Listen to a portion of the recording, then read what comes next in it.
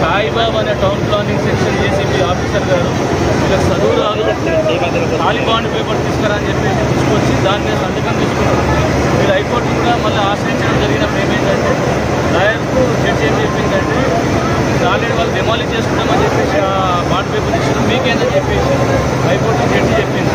కాబట్టి దానికి ప్రైవేట్గా కూడా సెటిల్మెంట్ ఆల్రెడీ ప్యాటర్ నరసింహారెడ్డి అయినా ఒక ల్యాండ్ గ్రాబర్ అయినా ఆయన 5-6 పార్కులు కూడా ఆయన ఇల్లు ఉన్నాయి.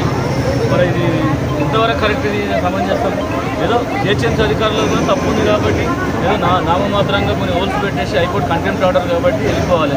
మరీ కసి కట్టినట్టుగా దౌర్జన్యంగా వాళ్ళతో కొలీడ్ అయిపోయి వాళ్ళతో డబ్బులు తీసుకొని ఈరోజు ఇంత దౌర్జన్యం చేయడం సమంజసం కాదని చెప్తున్నా.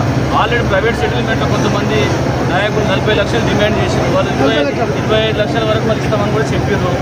దానికి కూడా కాంప్రమైజ్ కాలే. దానికి మాకు మొత్తం మా ప్లాట్ వాళ్ళ ప్లాట్ కాదు ఫోర్జరీ డాక్యుమెంట్స్ వాళ్ళు అంటే డబ్బులు ఇవ్వకపోవడం చూసిన తర్వాత ఇప్పుడు డబ్బులు ఇవ్వకుండా టైం ఇచ్చారు. గతంలో జిహెచ్ఎంసీ అధికారులు మాట్లాడుకున్నా చెప్పేసి కూడా ఒక 1-2 months టైం ఇచ్చారు. వీళ్ళు మాట్లాడితే 25 లక్షలు డబ్బులు ఇస్తామని చెప్పారు.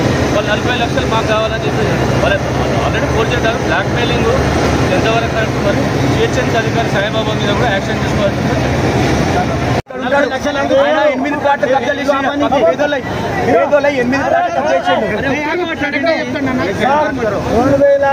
2012లో మేము కొన్నాం.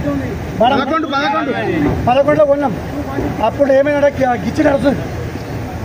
ఆమె ఫ్లాట్ సైబాబి కొడుకులు అల్లులు వచ్చి ఆయన ప్యాటర్న్స్ మీద అందరు కొట్టి ఎలగొట్టారు. వాళ్ళు కొట్టి ఎలగొట్టి పోలీసులో కంప్లైంట్ అయితే పోలీసులు వచ్చి నిలబెట్టి గోడ కట్టించినప్పుడు వాళ్ళు గోడ కట్టారని చెప్పి